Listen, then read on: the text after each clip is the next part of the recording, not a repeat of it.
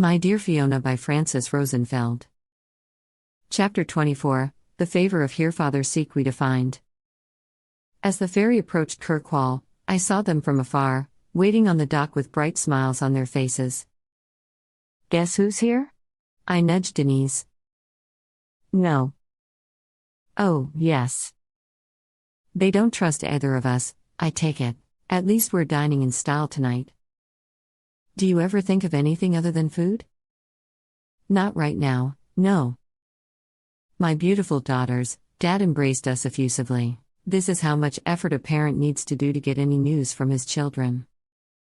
"Leave some for me too," Mom interjected, waiting her turn for a hug. "Are you eating well? You look thin." "Which one of us?" I asked, hopeful. "Never you mind, let me look at you. Oh my God, you're so tan." "We spend a lot of time outdoors," I explained. "And flourishing, Orkney suits you. This place is beautiful, you must take us everywhere. I want to see the cairns." "Rose, you know we're not staying long. We're on a cruise. If you can believe it, your mother convinced me." I'm sure she did, I thought, and one that stops in Scotland, no less. I asked out loud. "How long are you staying here?" "A few days. We're lifting anchor Monday morning for Norway. You know, I thought your sister was trying to appease me, but you two really look radiant and healthy, and I don't see any reason for your mother to worry you're not eating enough." "Dad," Denise protested, outraged. "You're beautiful, darling," Dad smiled and kissed her on the cheek. Speaking of, Denise remembered her idea fixation from the ferry. "What's for dinner? We're starving." "Your landlady told us you went to Nhallo, or something of the sort," Mom intervened. "You must tell us all about it over dinner." For a few hours, time ceased to exist and took us back to Eau Claire. We made plans, laughed and chatted over dinner, and gave our parents a full account of our progress, including my artistic performance, and Denise's new passion for outdoor theater, and omitted all the details about the otherworldly side of the islands. My sister instinctively collaborated, avoiding the frightening experiences with the deceased, the tale of the church dungeon, and how we laid on our backs in a burial chamber whose dirt floors might or might not contain the dust of human bones. "I'm so happy you got to see your cairns, dear," Mom's eyes gleamed in the low light of the candle on the table. The wine had brought color to her cheeks, and she was in a delightful mood. "Did you get to learn anything about your Fiona?" "Not so much, I'm afraid. Her story happened so long ago there are very few records, not unless you count legends, stone carvings and Viking poetry. I still can't place her in time, if she existed, somewhere between the 9th and 11th century. "That sounds rather imprecise for a doctoral thesis," Dad frowned, displeased. I didn't want to start an unpleasant conversation, so I reframed the issue. "Of course, that's what the research is for. We've made substantial progress and Denise's help is invaluable. I don't know what I would have done without her." "Really? I'd like to read what you have so far." He smiled, unconvinced. "There's not much to do between shores, you know. There's so much one can look at water." Despite my dallying into the otherworld, I was far along into my dissertation, even though it didn't exactly follow the direction I thought it would. Dad was going to be in for quite the surprise. "Okay," he said, much more at ease after he met my gaze. "I'm looking forward to the reading." "What did you bring us?" Denise blurted, to change the subject. "Denise."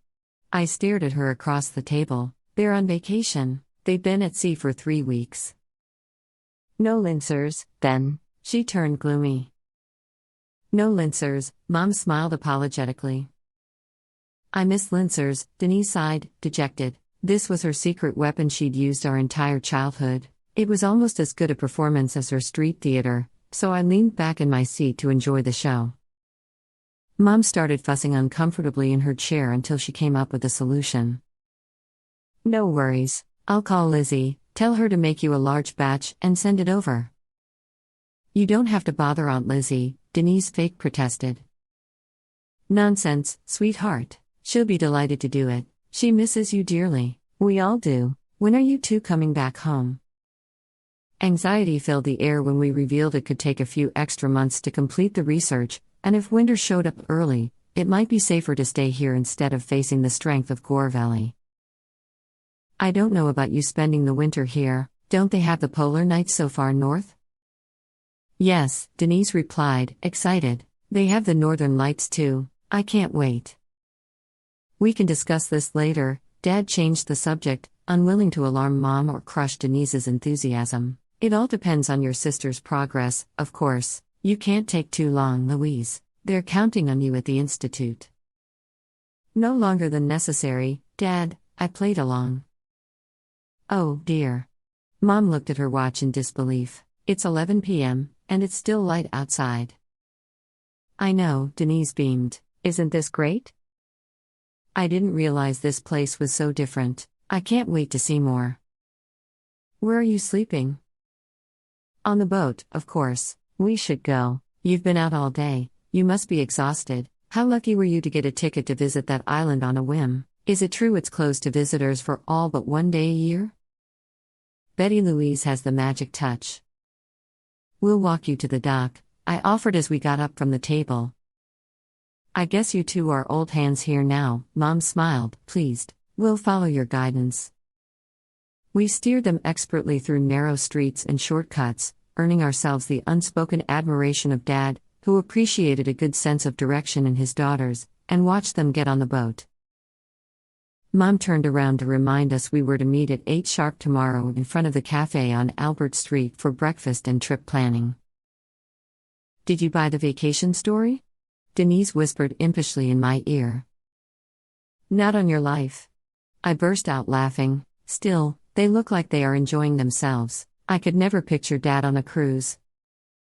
Do you think they are going to visit the fjords? Denise asked, excited. You're not going to bail on me, are you? I turned around, frowning. No. She replied, no, I won't.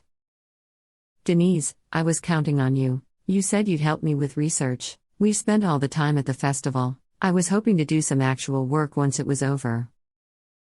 Of course, Louise, she said, very seriously. Besides, I don't think they have any empty cabins. They're already halfway through the cruise. Denise. I burst, outraged. What?